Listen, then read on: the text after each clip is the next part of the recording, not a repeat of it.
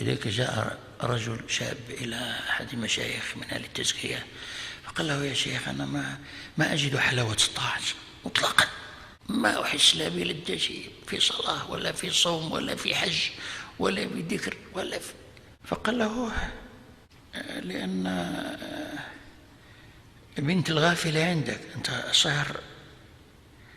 صهر للشيطان. قال له: كيف يا شيخ؟ قال لي: بنته عندك وهي في بيتك ولا بد أن يزورك فيه. تعرف بيته؟ قال لي: قلبك. وبنته الدنيا وأنت مثير لها غاية الإيثار، فلا بد أن يزورك في بيتك. وإذا زارك إذا دخل فلا تسأل عن العلل، فسادا ودخلا ودخنا، لا بد أن يزورك في بيتك.